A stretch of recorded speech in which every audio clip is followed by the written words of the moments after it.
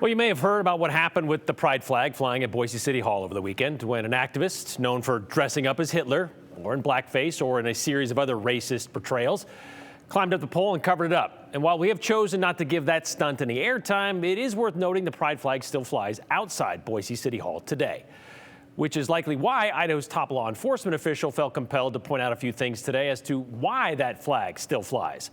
Really quickly, House Bill 96 was signed into law on April 3rd, and it went into effect that day.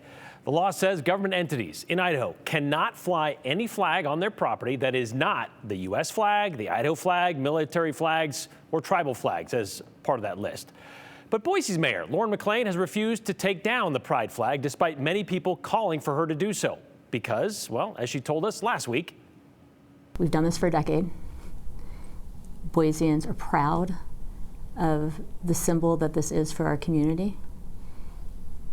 We will keep doing what we've always done because it is an unequivocal statement of our commitment to being a safe and welcoming place for everybody.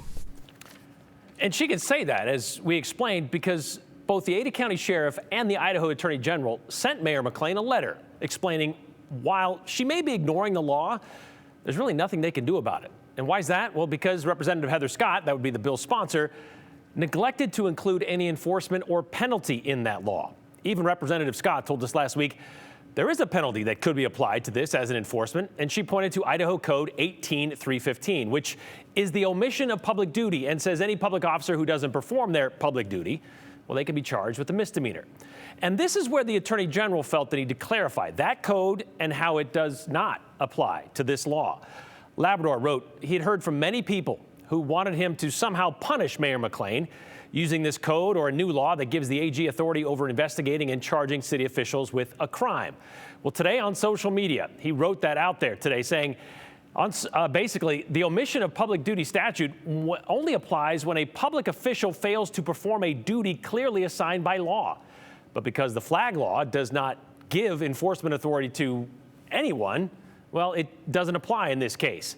Meanwhile, there's that other one. How about House Bill 6? Well, since the flag law isn't a criminal offense and House Bill 6 only covers violations of a state crime, well, that doesn't apply either, the Attorney General said.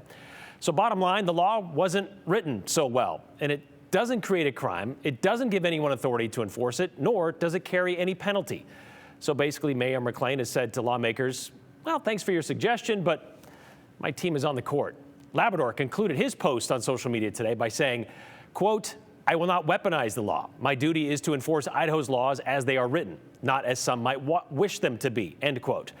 However, Labrador did make it clear his office is reviewing every available civil legal option under Idaho law in response to this situation.